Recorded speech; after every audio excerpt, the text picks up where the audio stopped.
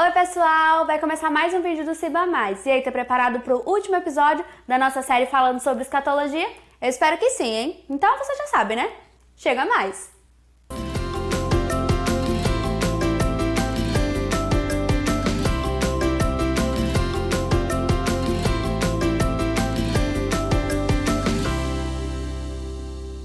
Olá, seja bem-vindo a mais um vídeo do Ciba Mais. Hoje nós vamos dar início agora ao último episódio, não é isso? Da nossa série falando sobre escatologia. Chegamos à última escola, a quarta.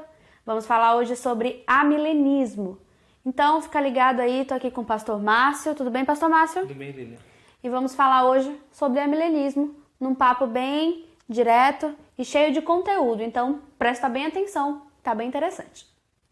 Bom, pastor Márcio, então chegamos na última escola das 4 que a gente trouxe para essa série. Naturalmente, ela se difere das outras 3 escolas, então vou pedir para o senhor explicar qual é a visão do amilenismo. Então, Lilian, o amilenismo é o esquema escatológico, a escola escatológica, que vai compreender que os 1000 anos revelados no Apocalipse, eles correspondem à primeira vinda de Cristo e à volta de Jesus. O nome amilenismo dá a entender, parece que dá a entender que os amilenistas não acreditam no milênio, no reinado de Cristo nesses 1000 anos, mas não é isso. Nós acreditamos que Cristo reina espiritualmente por esses 1000 anos. Então, não é que não há um milênio, mas há um milênio espiritual que corresponde a esse período da igreja entre a primeira vinda e a volta de Cristo. J. Adams vai dizer que seria melhor a gente chamar de milenismo realizado e não amilenismo. Tá? Então, qual é a ideia do amilenismo? Tudo parte da interpretação do próprio livro do Apocalipse. Nós não interpretamos o livro do Apocalipse como um livro literal, ele tem muitos símbolos. Ele não é um livro que a gente deve interpretar literalmente e nem numa linha cronológica. Mas, pelo contrário, o livro do Apocalipse ele precisa ser interpretado em cenas, igual uma novela. Ele tem 7 cenas paralelas, onde a cada cena ele vai acrescentando mais elementos. E essas cenas vão desde a primeira vinda à volta de Jesus. Então, o Apocalipse apresenta 7 cenas. Do capítulo 1 ao capítulo 3, a primeira cena, do capítulo 4 ao capítulo 7, a segunda, do capítulo 8 ao capítulo 11, a terceira, do capítulo 12 ao capítulo 14, a quarta, do capítulo 15 ao capítulo 17, a quinta, do capítulo 18 ao capítulo 18 e 19, a sexta, e o capítulo 20 a 22, a sétima cena. E todas essas cenas, elas vão revelar algo que vem acontecendo na história, desde a vinda de Cristo até a sua volta. Isso fica muito claro em alguns textos. Por exemplo, Apocalipse capítulo 7, se nós olharmos para Apocalipse capítulo 7, a gente vai ver que ele traz a revelação da volta de Cristo e ele acrescenta aqui o juízo final. Então veja, já no Apocalipse 7, ele fala da volta de Jesus. Então essa volta não está apenas revelada no capítulo 19. Se a gente olhar, por exemplo, para o capítulo 12 de Apocalipse, a gente vai ver que ele traz a ideia ali, numa linguagem simbólica, da mulher fugindo do dragão. Né? Se a gente olha e compara esse texto com o que aconteceu no nascimento de Cristo, a gente vai ver que é muito próximo. Então, é a ideia de que ele está aqui revelando essa vinda de Jesus. Né? Então, no capítulo 12 está falando da vinda de Jesus. Então veja, o Apocalipse ele não pode ser interpretado então numa linha cronológica, mas nessas cenas progressivas, né, que vão sempre acrescentando algo a mais. Então vai ficando mais intenso a revelação de Deus em relação às coisas que ainda vão acontecer. Então o amilenismo acredita que esses 1000 anos revelados em Apocalipse 20, ele é esse período de tempo entre a primeira vinda de Jesus e a segunda vinda. Outra coisa importante, a gente entender que esses 1000 anos é apenas revelado no Apocalipse capítulo 20. Então, ele traz algo muito importante em apenas um único texto. Então, os amilenistas eles preferem montar o seu sistema escatológico em textos claros das Escrituras e não apenas num único texto que é simbólico, que é difícil de entender. Então, como é que os amilenistas interpretam o capítulo 20? É importante a gente olhar. O texto vai dizer assim: vim descer dos céus um anjo que trazia na mão e a chave do abismo e uma grande corrente. Ele prendeu o dragão, a antiga serpente, que é o diabo, Satanás, e o acorrentou por 1000 anos. Lançou-o no abismo, fechou e pôs um selo sobre ele, para assim impedi-lo de enganar as nações, até que terminassem os 1000 anos. Depois disso, é necessário que ele seja solto por um pouco de tempo. Então, a revelação que ele traz para nós, numa linguagem simbólica, é que Satanás ele seria preso. Só que essa prisão de Satanás não é algo também interpretado literalmente. Por quê? Satanás ele é um espírito. Então não dá para prender Satanás numa corrente. Então o texto não é numa linguagem literal. Mas o texto está dizendo que Satanás seria preso para ser impedido de enganar as nações.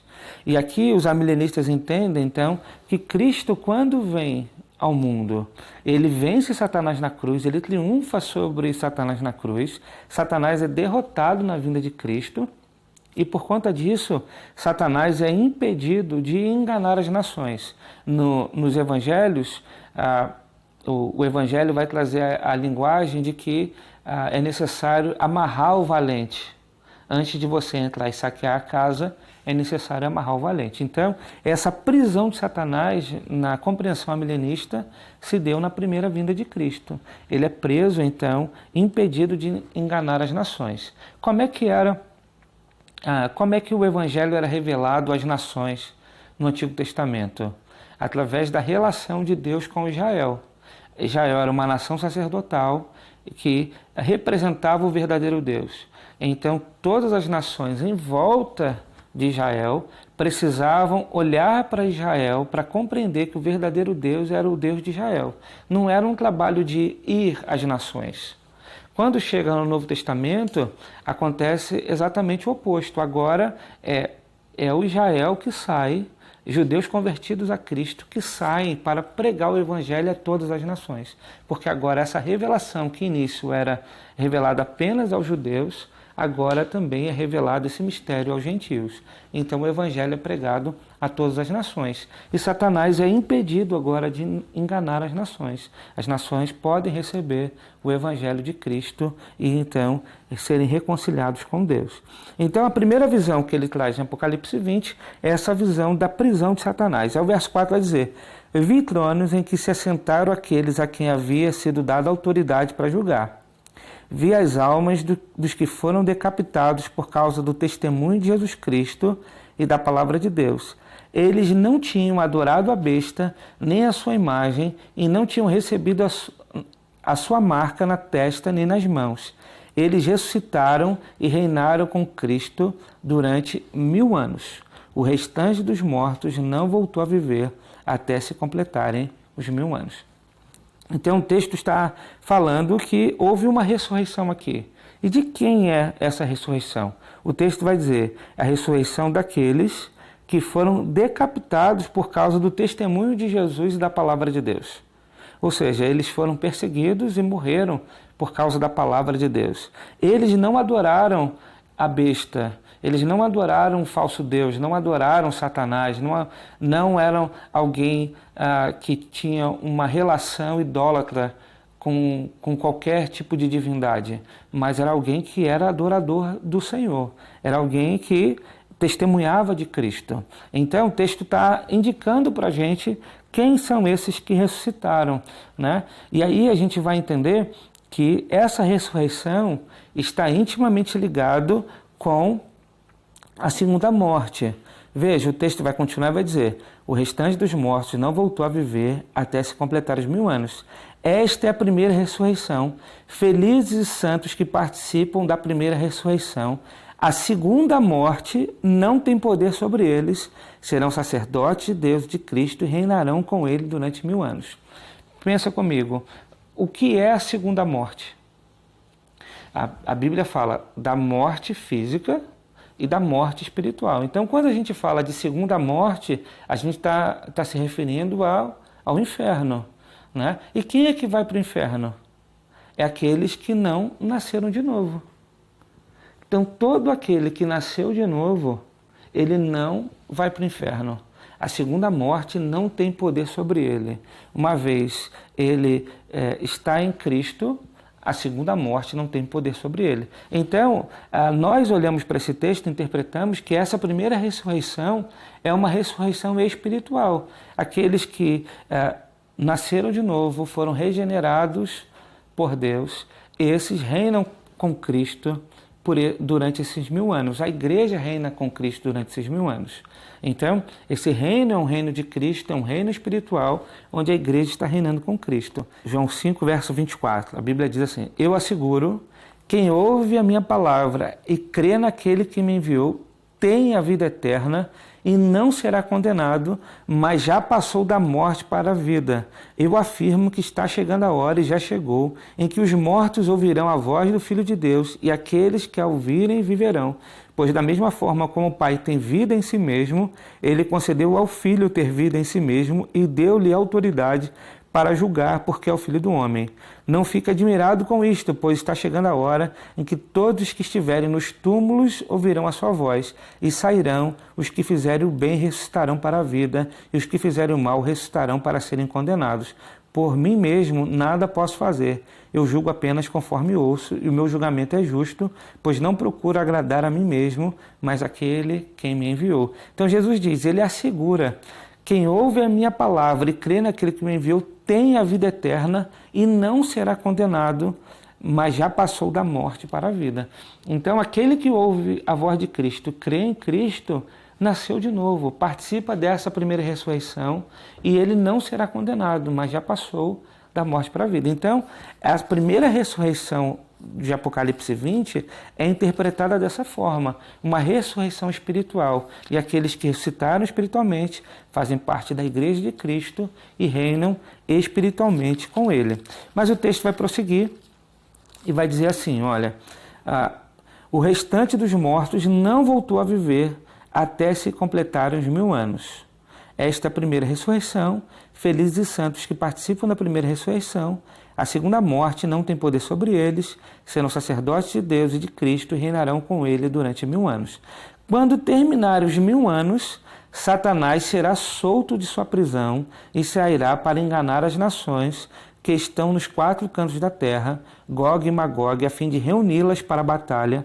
Seu número é como a areia do mar. As nações marcharão por toda a superfície da terra e cercarão o acampamento dos santos, a cidade amada, mas o fogo desceu do céu e os devorou. O diabo que as enganava foi lançado no lago de fogo que arde com enxofre, onde já haviam sido lançados a besta e o falso profeta, e eles serão atormentados dia e noite para todo sempre. E aí o texto então vai mostrar para nós que no final desses 1000 anos, e aí os amilenistas interpretam que ao final desse tempo em que Cristo reina espiritualmente, juntamente com a igreja, no final desses 1000 anos, Satanás será solto. E aqui então corresponde esse período que a gente vai entender da grande tribulação, onde será revelado a figura do anticristo, onde haverá realmente um momento muito difícil, onde a igreja será perseguida, porque Satanás agora vai reunir os seus e esses se voltarão contra a igreja. Mas isso vai acontecer no finalzinho. Cristo então volta, derrota Satanás e a gente então tem aqui a visão do juízo de Deus, né? A partir do verso 11, depois viu um grande trono branco e aquele que nele estava sentado, a terra e o céu fugiram da sua presença e não se encontrou lugar para eles. Vi também os mortos, grandes e pequenos, em pé diante do trono, e livros foram abertos. Outro livro foi aberto, o livro da vida. Os mortos foram julgados de acordo com o que tinham feito, segundo o que está registrado nos livros. O mar entregou os mortos que nele havia, e a morte e o Hades entregaram os mortos que neles haviam, e cada um foi julgado de acordo com o que tinha feito. Então a morte e o Hades foram lançados no lago do fogo. O lago de fogo é a segunda morte. Aqueles cujos nomes não foram encontrados no livro da vida foram lançados no lago do fogo.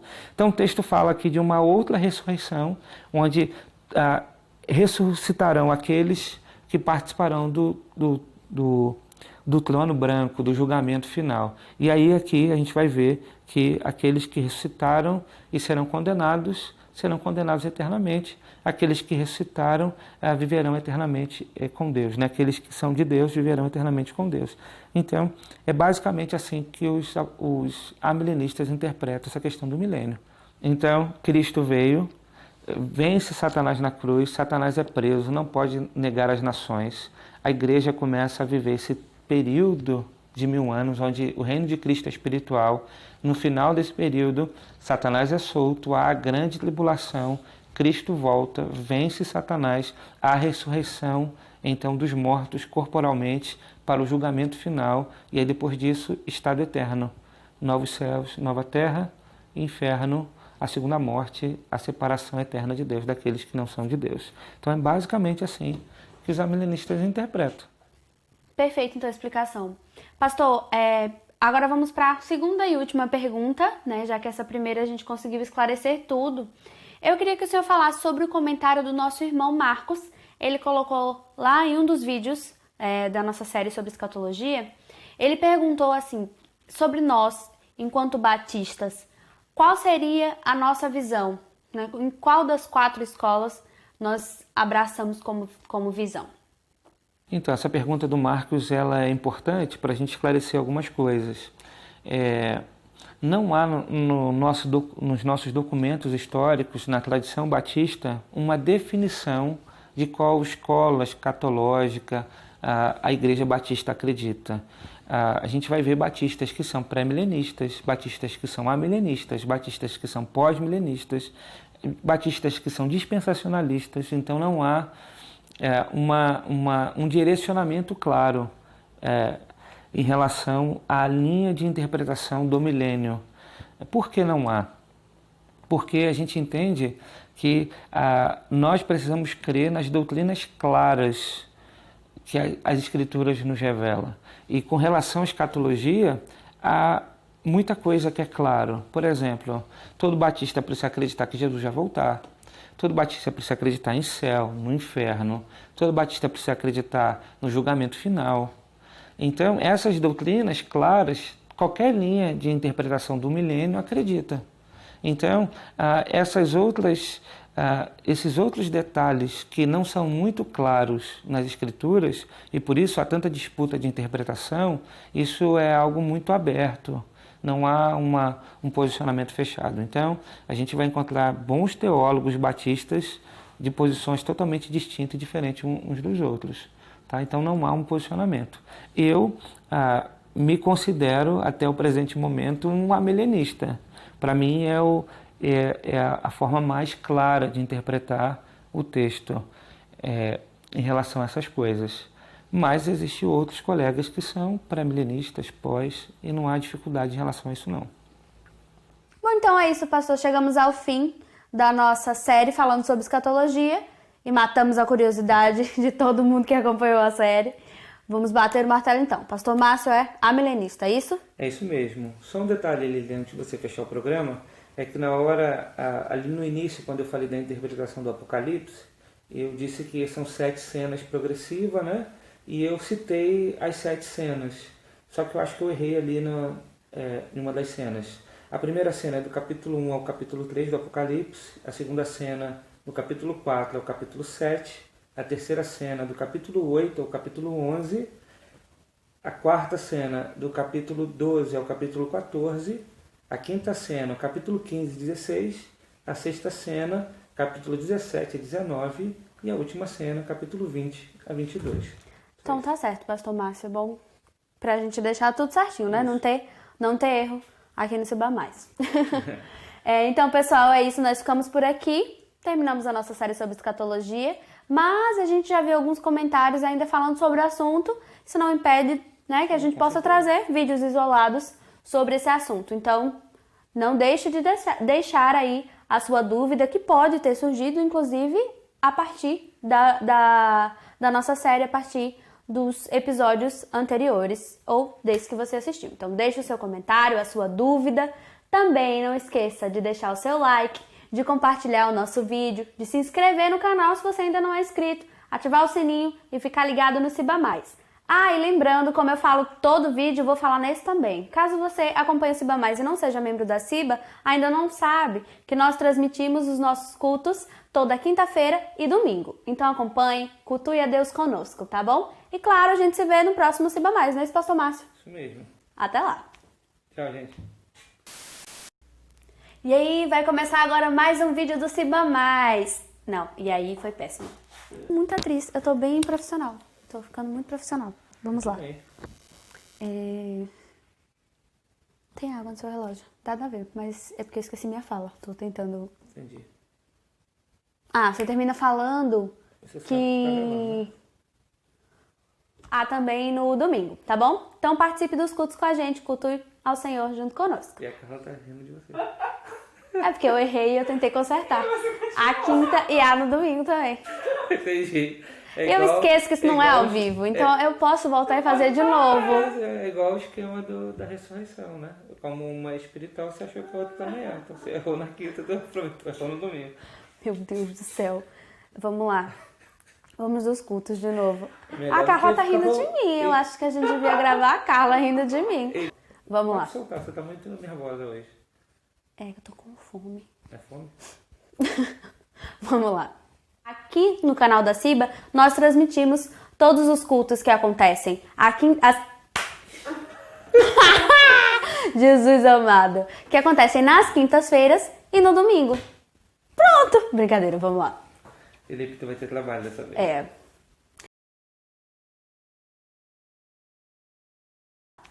Tchau, gente.